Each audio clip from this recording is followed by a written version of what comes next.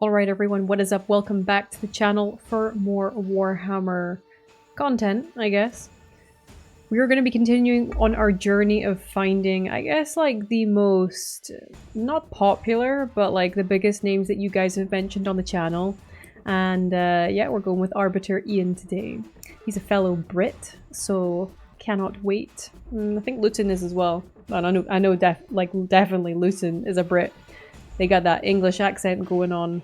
So yeah, I'll be really interested to see what this one's like. We're going to be going with the Primarchs. Where are they now?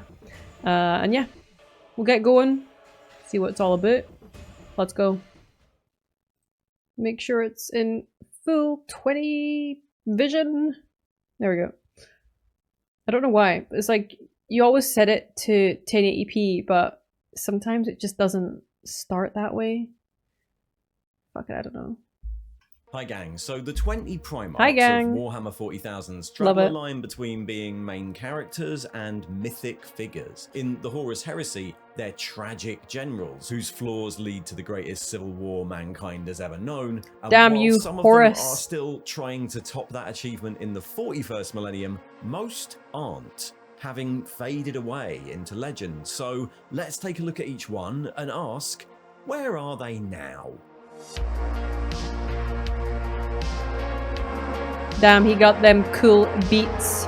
Arbiter Ian, the Primarchs. How prominent the Primarchs have been in Warhammer 40k has waxed and waned over the years. I was about to start a pure like rap battle. More than backstory, mythic figures, barely more than a list of names that filled out the background of the world. In the first published stories that feature many of the Primarchs, they're just listed as generals or commanders of various chapters. Horus was a traitor general who led chapters of Space Marines against the Emperor. Horus. Liman Russ was an Imperial Army commander, and Lyn Elgonson the commander of the Dark Angels. As the setting then grew in complexity in the 90s, and stories like the Horus Heresy were fleshed out, they switched to being these What is that in the... Is that... It's not a dreadnought, is it? Or is it a Primarch? The one on the left? I'm not meaning the one with the short, like the sword, but I'm just kind of wondering what's happened to the face of that guy there on the left. Sorry, Arbitor Ian, for interrupting you mid-word. Human primogenitors of the Space Marine legions, but they were still very much in the background, a way of illustrating that the Imperium was a shadow of its former self. It was only really with the Horus Heresy card game in the early 2000s, then a novel series, then a tabletop game, that they became main characters with fully realized personalities, which has, in some cases, made it really obvious how quickly that original list of names was thought up. Fast forward to now, where we have a cast of realized characters with accounts of what they were like, where they went and what they did during the Great Crusade, and then the Horus Heresy, and then after that. Except some of the... I'm turning down the volume. It's too loud for me. Those haven't quite been fully filled in yet. For some of the Primarchs, we have complete histories and even contemporary events, and for some, we're still relying on the old myths and legends. We don't really know what they're all up to. So let's go through each of them in turn and find out what happened. And we'll do it with the help of this. Definitely not a tier list, just so we can see active, lazy, lost and dead around. So, every account of the Primarch starts with the same guy, Lionel Johnson, the first Primarch, Lord of the Dark Angels, and we have a bit more information about him than most. Throughout the Horus Heresy, the Lion had mostly been kept to the sidelines by the Ruin Storm, Horus's clever plan that kept the three largest loyalist legions trapped far from Terra, and while he spent the latter years of the Heresy on a campaign of revenge, destroying the homeworlds of various traitor legions, he arrived too late to effect the final battle during the Siege of Terra. But his story really gets going just after the Heresy, when he returned to his homeworld, Caliban. Caliban was a strange place, possessed of a world spirit that was part of an ancient triumvirate of warp devices and which affected the loyalties of certain of its inhabitants. Unlike many Legion worlds, it had been fully colonized by the Imperium, its forests torn down and great cities erected in its place. Oh man, I hate when they do that. Primarch largely abandoned it.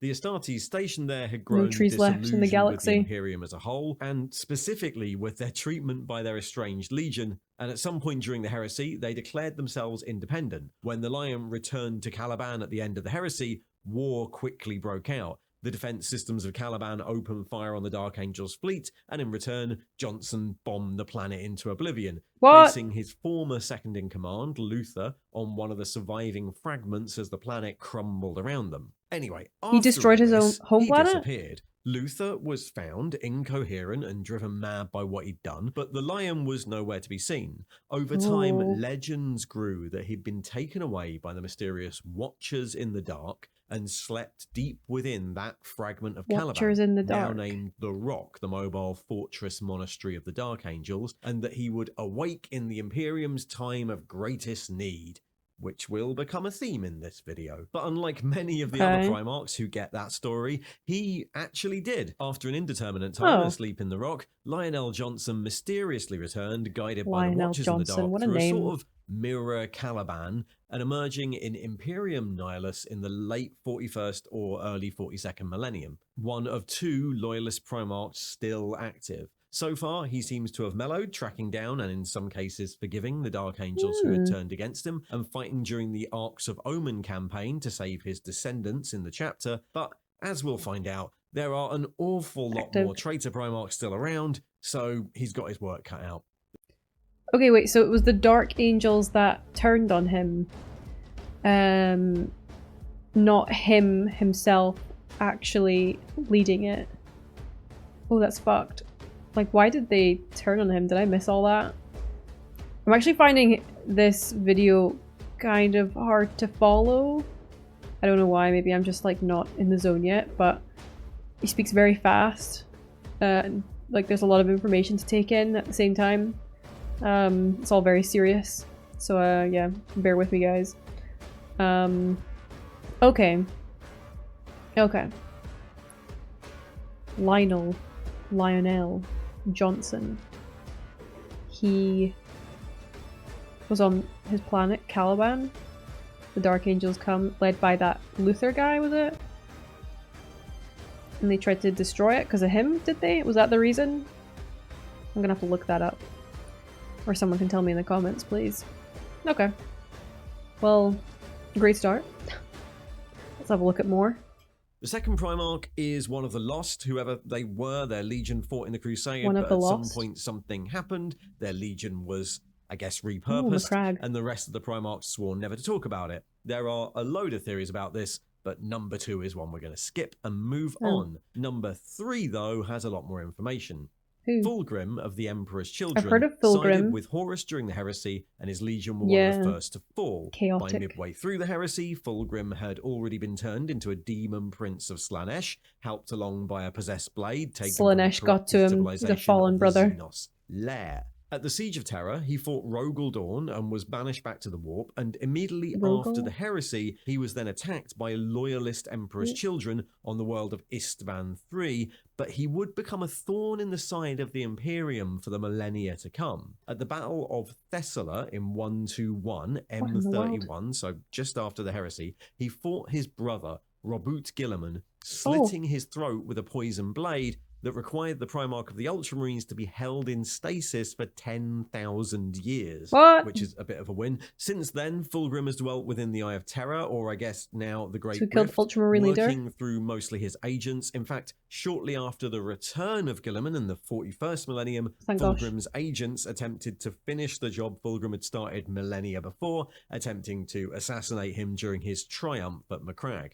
Guilliman survived, but it was a reminder of how far Fulgrim's influence still spreads. But Fulgrim's an interesting one because he actually exists in 2 places. In the late 40th millennium, his former chief apothecary, Fabius Bile, actually succeeded in cloning the Primarch, creating a new, pure Fulgrim before his fall to chaos. The clone Fulgrim expressed regret for his namesake's actions, but when it became clear that the clone was as likely to fall as the original, Fabius Bile betrayed him, and the clone now resides in a stasis field as an exhibit in the Museum of the Necron Collector, Trazyn the Infinite.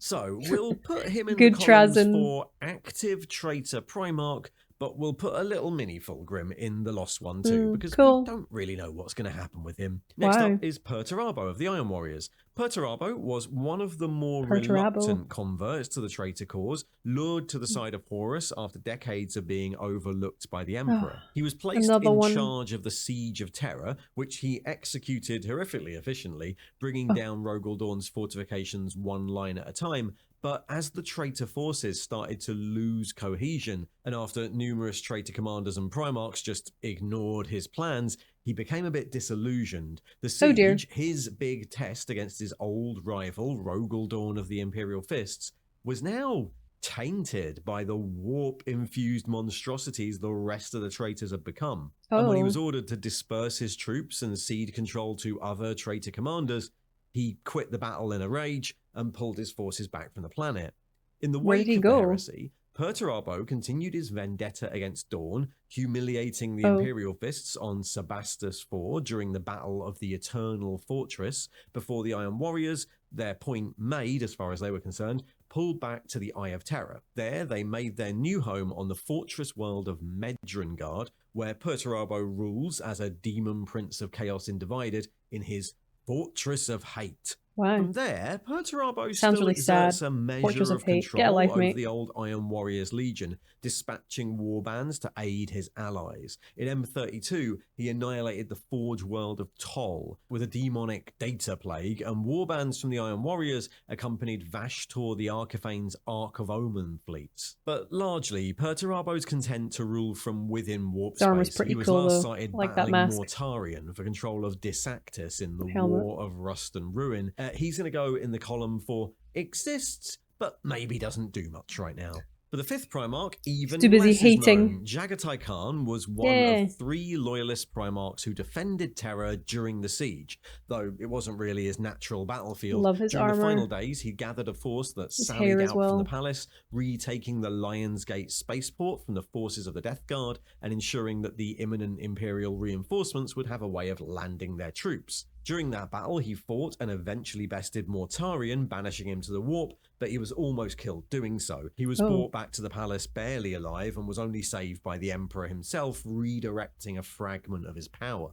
Recovering after the events of the heresy, the Khan was instrumental in hunting down the remnants of the traitor legions during the Scouring, as the Imperium forced Horus's traitors back into the Eye of Terror. But during the Battle of Coruscant V in the Yasan sector, during a fight against both traitor forces and the Drakari Eldar, the Khan was lost. Last seen pursuing the Xenos into the depths of the webway, and he hasn't been seen again for 10,000 years.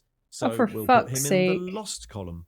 Liman Russ of the Space Wolves has a similar story. He spent a fair part of the heresy on Terra, but rather than wait for the siege, he and his forces sallied out in an attempt to kill Horus. Though the 2 Primarchs fought, and Horus was apparently seriously wounded, Russ was knocked into a coma, and his legion were parried onto the retreat, chased by the traitors until they were no longer a threat for the rest of the heresy. Russ missed the final battle, but returned to lead the Space Wolves through the scouring that followed. Like Jagatai Khan, Russ's location in the 41st millennium is unknown. At a feast in 211 M31, he declared that he would return for the final battle, for the Wolf Time, and with that, his personal retinue set off into the Eye of Terror on an unknown mission. The Space Wolves haven't seen him since, though they occasionally call a great hunt to try and find their lost Primarch, and tell tales of his quest to find the mythical Tree of Life that could restore the Emperor to health, but no one really knows what the truth is. We'll put him in the lost column. Unlike they're all going to be lost, aren't they, these Primarchs? Was present for everything. After leading the defense of the solar system during the heresy, Dawn took part in the Anabasis assault on Horus's flagship, the Vengeful Spirit, along with the Emperor and Sanguinius, but his teleportation was intercepted and he ended up far away on the other side of the ship and unable to intervene in the final battle between Horus and the Emperor. It was Dawn who found the Emperor's body and bore him back to Terra, installing him in the Golden Throne. After the heresy and after his defeat at the hands of Perturabo during the Eternal Fortress, which it should be said the Imperial Fists record as a victory for themselves, Dawn fought through the Scouring, eventually splitting his legion down into successor chapters, though he resisted for a very long time. He was one of the last loyal Primarchs known to be active, but eventually he was lost during a raid on a Chaos fleet, attacking with a much smaller force. Only his hand was recovered from the Chaos battleship the Sword of Sacrilege. Dawn is officially assumed by the Imperium to be dead, though his body was never found, and at least one other Primarch, Vulcan of the Salamanders, had mentioned him as being alive since then. So I guess we'll put him somewhere in between dead and lost. He's probably one of the less likely ones to make another appearance. Okay. So, okay, we're getting through them, and you know, there's that saying that if there's no body, don't assume they're dead. It's like a rule in TV. I always like that. But with Warhammer 40k, it's dark and grim. So the fact that he's saying that he's lost and dead, well, you can't be lost and dead, but you know what I mean. He's he could be lost or dead. So it'd be interesting to see if they bring him back. Yeah, I actually have a question for you guys. Do you have any character that's come back in your times of like reading or playing Warhammer? Is there someone that's made a comeback that you were like, oh my gosh, this is amazing? Because yeah, I'm new and I don't really know most of these stories, so if you were like in real time finding out about this stuff, then I guess it would be really exciting. Cool. Right, who's next? This guy looks, I hate to say it, but he looks chaotic. He looks evil. He's got the little, those two fingers look really long. Like he probably should cut his nails. Yeah, ooh, mate. I can give you a number for my beautician if you want. Hey, we're at 8. The 8th Primarch story was cut short way sooner than the last few. Konrad Curze and his Night Lords were almost a rebel legion before the heresy, and they sided with the traitors, mostly through a desire for revenge. Curze was sent by Horus to harry the Dark Angels on the far side of the Ruinstorm. And while he was pretty successful at that, he was eventually captured by the Lion, Sanguinius, and Guilliman. After the heresy, the Night Lords were pretty comprehensive to harry the Dark Angels on the far side of the Ruinstorm. And while he was pretty successful at that, he was eventually captured by the Lion, Sanguinius, and Guilliman. After the heresy, the Night Lords were pretty comprehensively scattered, though their Primarch was sent by Horus to harry the Dark Angels on the far side. Night Lords were almost a rebel legion before the heresy, and they sided with the traitors, mostly through a desire for revenge. Curze was sent by Horus to harry the Dark Angels on the far side of the Ruinstorm. And while he was pretty successful at that, he was eventually captured by the Lion, Sanguinius, and Guilliman. After the heresy, the Night Lords were pretty comprehensively scattered, though their Primarch was still at large. Eventually, he was tracked down by a lone Calidus assassin named Mshen, back on Sagwalsa on the Eastern Fringe. Curze had long suffered from visions of the future, including his own death, and it said that he was repentant till the end, seeing his assassination as final proof that he was only ever doing what he'd been created to do, and that the Emperor was just a hypocrite to censure him for it. Right, so he got captured and then tortured and was, I guess, regretful the entire, like, remaining life, miserable life that he had. Okay, I mean, what a dick though. It took him like, he was like regretful. Is that a word? Regretful? I don't know. I've made it up now. We're gonna roll with it. So yeah, it was only because he had a vision of his death that he was having all this like, oh, I repent. Which for me is a fucking like just pissy move. Like, you're gonna admit you're wrong and stuff just because you've seen your horrible death and you know you've done wrong and you're gonna blame it on your dad, well, fucking get a grip, man. Grow up. Like it's an interesting thing. Like, is it nature or nurture? Like, you know, you got that whole philosophical question And he was blaming Nurture, being like, oh, my dad, the Emperor, hypocrite. And I know that some of you guys have also commented being like, yeah, he wasn't a very good dad and all that kind of stuff. More to it, obviously. I'm definitely breaking it down very, very simply. But I don't know. Do we have any free will in this world? Are we just an amalgamation of circumstance? It's a good question.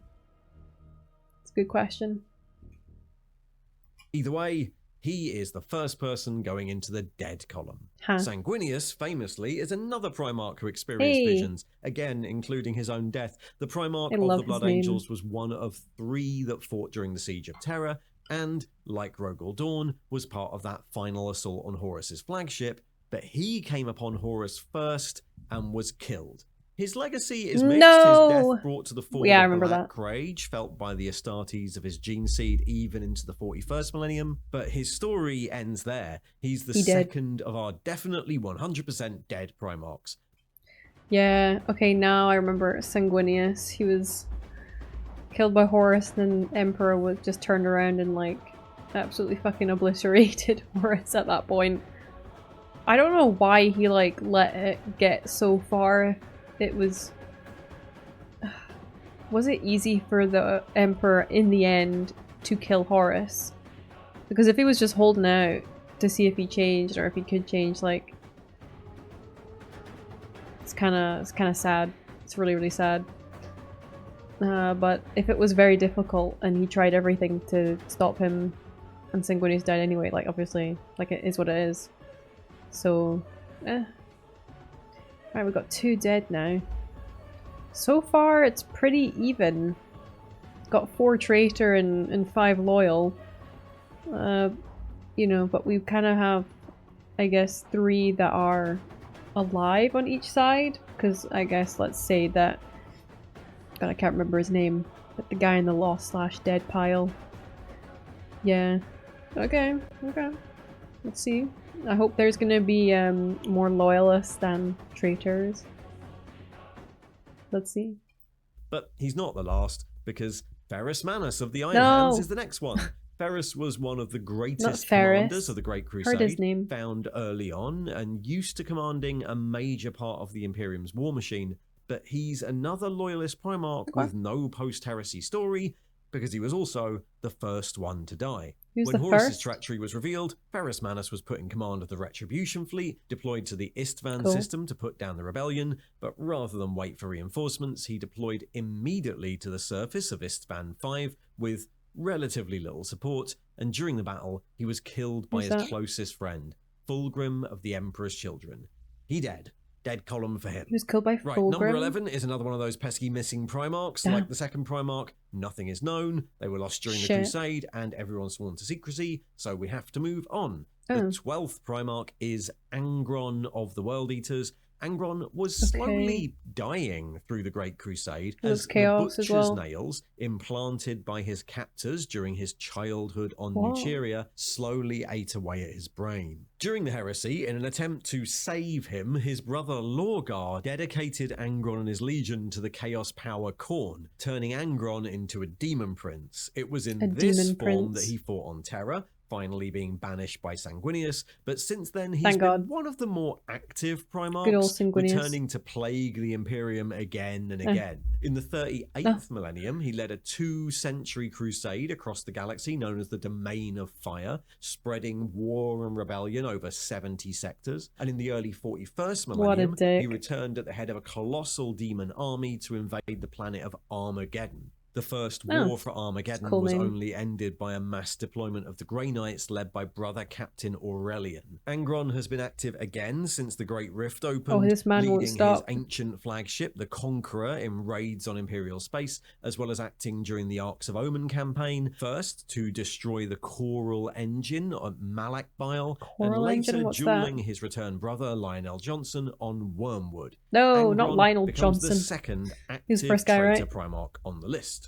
Okay, the 13th Primarch, Roboute Guilliman, is of course one of the most active ones. After the Horus Heresy, the Ultramarines were by far the strongest legion. Their isolation behind the Ruinstorm and their incredible logistical network meant that they were pretty much at full strength, and Guilliman quickly took to the task of holding the Imperium together, instituting the Codex Astartes, seeing the breaking down of the legions into chapters, and leading the scouring that forced the traitors back into the Eye of Terror. That was until early M31, when, as we've heard, he had his throat slit by the poisoned blade of Fulgrim, and his legion, unable to stop the poison from spreading, preserved him in a stasis field. He remained there, locked minutes from death, for 10,000 years, until the Mechanica Archmagos Belisarius Cawl, aided by the Saint Celestine and the Eldar Inari, resurrected him in the wake of the fall of Cadia in M41, as the Great Rift spread across the galaxy. Very nice. Travelling to Terra, Guilliman quickly took on the role of Lord Commander of the Imperium and launched the Indomitus Crusade, seeking to hold together the Imperium as the Rift spread and the Imperium Nihilus was separated from the Imperium Sanctus. As of the current time, he's one of only 2 returned Loyalist Primarchs, and currently the overall commander of the armies of the Imperium. Nice. And Mortarion of the Death Guard is another pretty active Primarch. During the journey to Terra, shortly before the siege, Mortarion finally succumbed to fell to chaos, and took on more the than I mantle of expected. Demon Prince, and it was in this form he fought during the siege. He was an instrumental frontline commander for the traitors, but as the attack ground on, he eventually took up residence in the Lion's Gate spaceport, where he was later banished to the warp by Jagate Khan of the White Scars. After the heresy, Mortarion remained a constant threat. He took up residence on a planet in the Eye of Terror, renamed the Plague Planet, that looks lovely. I would live there myself. And led raids into real space. In 901 M41, he slew the Grand Master of the Grey Knights during the Battle of Korovin, although that did lead to him being hunted down by the next one, Kaldor Drago, and banished for a few more hundred years. But then, since the emergence of the Great Rift, he's been cited numerous times at the head of legions of demons, most notably during the Plague Wars, as his forces attempted to invade and destroy the realm of Ultramar. Mortarion becomes the 3rd of our definitely 100% active Boys, we're getting outnumbered. We're well into the Demon Primarchs here. The 15th Primarch is Magnus the Red. Magnus was censured by the Emperor early in the heresy for his continued use of psychic powers, and eventually almost killed by Liman Russ of the Space Wolves. Magnus was fractured into shards, and eventually, as his sons regathered them, was reborn as a Demon Prince of Tzeentch. During the Siege of Terra, he worked to remove the Emperor's psychic barriers around the palace, but after Horus's defeat, his legion retreated back to the Eye of Terror, taking up residence on Sortiarius, the planet of the sorcerers. For a while, he dwelt in self-imposed exile, especially after his chief librarian, Ahriman, enacted his rubric, turning almost all the legion into automatons, living suits of armor filled with nothing but dust. But Magnus was determined to have his revenge against the Space Wolves. In M32, he led the Thousand Sons in an attempt to take the Space Wolves' homeworld of Fenris, but the first battle of the Fang ended up in defeat. Later, in M41, he tried again, this time fomenting a cult of Tzeentch on Fenris that saw a second battle of the Fang, and eventually generated enough arcane power for him to pull the planet of the sorcerers into real space, into the same system as his old homeworld of Prospero, opening a permanent warp rift that allowed him to remain in real space. During the spread of the Cicatrix Maledictum, his forces engaged Guilliman multiple times, first ambushing his fleet in the warp, then chasing the survivors through the webway, and finally leading a massive attack onto the surface of Luna as Guilliman attempted to return to Terra. Following the Great Rift, he tried to take advantage of the psychic bleed into the galaxy, conjuring a huge spell to summon psychers from all over the Imperium, but he was again eventually stopped by the Great... horn nipples? Like... so many questions. Knights. Magnus is another of our active, definitely existing traitor Primarchs. The roll stops there for the traitors though. 16 is a really quick one, because it's Horus, and we all know what happened to him. Horus led the Horus Heresy, and was killed by the Emperor at the end of it. There were a few aborted attempts to clone him, but none of them really worked out, especially when the last of the research was destroyed by Abaddon soon after the heresy. Horus is, of course, dead. As he fucking is deserves. the Primarch of the Word Bearers, our 17th, and he was the cause of the whole heresy to start with, falling into chaos way before any of the others and working to corrupt Horus himself. However, when Horus was wounded by Liman Russ on the approach to Terra, Lorgar attempted a coup to take command of the traitor forces. Of course when he did. Was betrayed and Horus recovered, Lorgar was exiled and never took part in the siege. Since then, he's mostly confined himself to meditation at the Templum I love how he's just chilling on the demon world of Sicarius, eventually attaining the status of Demon Prince of Chaos Undivided. At various points, he's broken this exile to aid his own legion, who remain one of the better organized Chaos forces, including fighting his brother Korax, who seems dedicated to hunting him down. And by the 41st millennium, there are rumors that he's returned in the wake of the Great Rift to spread his creed at the head of a massive Word Bearers fleet. There's no actual evidence of that, though. So he's going to go alongside Perturabo as people we know who are active, but don't seem to be actually doing very much. So where are we at now? 2, 4, 6, 7 on the side of loyal. We've got 2, 4, 6. Oh no, we've got 9. And then like most of the loyalist people are lost and dead. Whereas a lot of the traitors are still very much active or just lazy. Oh, it's a tough world out there, fighting against all this chaos. Damn. That's difficult. I actually haven't even heard of like most of the Primarchs that he's mentioning here. I haven't actually looked into the whole Horus Heresy era Emperor, like we're like completely like newborn to this. So it's quite a lot. I mean, are most of these guys talking Horus Heresy? I have the book, I haven't started reading it yet. So it would be interesting, probably would stick in my mind more who they actually are, what role they have in all of this. But it's interesting to like hear about all of this. It's so complicated, I'm not gonna lie. But yeah, at least we're now involved in the questions against these people. Okay. Vulcan of the Salamanders is another strange one like that. At the end of the heresy, Salamanders he was are good. Inside the Emperor's throne room, the final guardian, his keeping armor, shut man. the webway gate beneath the palace and fighting Gorgeous. Magnus the Red to defend it. Like many of the loyalist Primarchs, Vulcan embarked on a quest of his own after the heresy. Why is he dark blue? Declaring to his Salamanders that he would return for the end times. Where have we heard that before? And 1500 years later, he did, during the War of the Beast, where he temporarily took control of the Imperium and fought against the Orcs for the duration of the campaign, eventually destroying himself and the Beast in the final battle at Olenor. The Imperium officially considers him to be dead, but he always made it clear that the War of the Beast wasn't the actual end time he was talking about, and the Salamanders believe he'll return when all 9 of the artifacts of Vulcan have been Was his body found? So, yeah, another wandering one.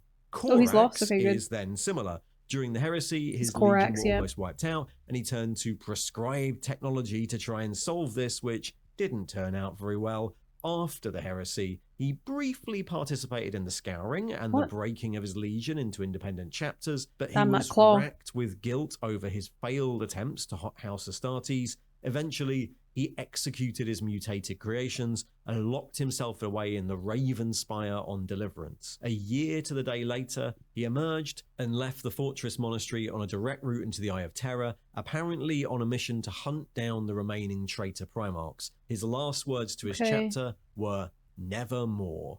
Since then, Korax has only briefly been seen, mostly hunting the Word Bearers and their Primarch Lorgar, his time in the Warp enhancing his previous abilities and turning him into a warp-fueled horror of living shadows, which I guess means he's active but not helping much, or maybe lost. Let's put Korax, him I thought was a good guy. And then finally, we have the twin Primarchs Alfarius and Amigon of the Alpha Legion. One of them, most likely Alfarius, was killed by Rogaldorn at the start of the Solar War, the first of the traitor Primarchs to die, so that's an easy one. But his twin was a bit more difficult. The Alpha Legion didn't immediately flee to the Eye of Terror and continued their campaign for a long while after the heresy, eventually moving more and more towards the Galactic East, towards the Ultramarines in Ultramar. On Escrador, the remaining Alpha Legion Primarch fought Robert Guilliman and was killed by him. So that should be both of them in the dead column, but since then, numerous raids and wars have been attributed to Alfarius, including raids on the Dinera subsector, where the 6 Vindicar assassins sent to kill the apparent Primarch were found beheaded soon after. Badass. Of course, it's the Alpha Legion, so any of this might be a lie. Let's put the second Alpha Legion Primarch somewhere between dead and lost, because I guess anything could be true. And that's our list complete. At the time of writing, the Loyalists have only 2 existing Primarchs, but potentially another 5 hiding out somewhere in the galaxy. Debatable. If only someone could find them and bring them back. And then 2 definitely confirmed find them as and bring dead. them back. On the other hand, the traitors have 4 extremely active demon Primarchs, 2 more 2 to 1. definitely still around but not really doing much, 3 dead, and 1 uncertain. So there we go. That's everyone accounted for. We don't yet know if this is gonna change. Returning some of them to life in the 41st millennium seems to be quite a popular move, so maybe that will happen more. Anyway, thanks for watching. Thanks, Arbiter Ian. I loved it. That was... my brain's about to explode, but yeah. You're a cute guy. You're a cute guy. And that was a lot, so well done on your little research and literally pushing that all into... how much was it? Like, how long was this video? 27 minutes. There you go. This man knows how to frickin' get to the point, and we like it. Unlike myself. It takes me about 10 words to always get to the point. And also, sometimes just doesn't even make sense what I say either, which is even better. So... yeah, wow. We'll just leave that right there. I'm just gonna put that over there. I like that video. Gave me a lot of like juicy lore that I haven't ever even looked into. And what I'm finding is that this is actually... this is more serious than I had presumed. Like, there's so much detail, there's so many characters, there's so many wars. Like, where do we begin? I'm bamboozled right now. Wow. But at the same point, it's all really interesting to me. I love this world of Warhammer. I like 40k, and I like the pre 40k as well. The build up. I'm kind of right now. I'm in the 40k more, but I think once I get my confidence and you know, get around to starting Horus Heresy, I have a really good feeling about it, and I always love to know the background of where things come from as well. So it's coming. It's coming. We just as I say, we've got to build that confidence to start reading Horus Heresy and diving more into this, because as I say, there's like a lot of moving parts, and yeah, it's all great though. It's all great, and I'd love to know your thoughts. Love to know your thoughts about your favorite Primarchs. Look, whether they're chaos or whether they're good, I don't mind. Okay, put it down in the comments. I'd love to hear from you, and yeah, you know what to do. Leave a like and subscribe. Let me know you love me, because I love you back, and I will see you for more content, Warhammer related, probably next time. Take it easy.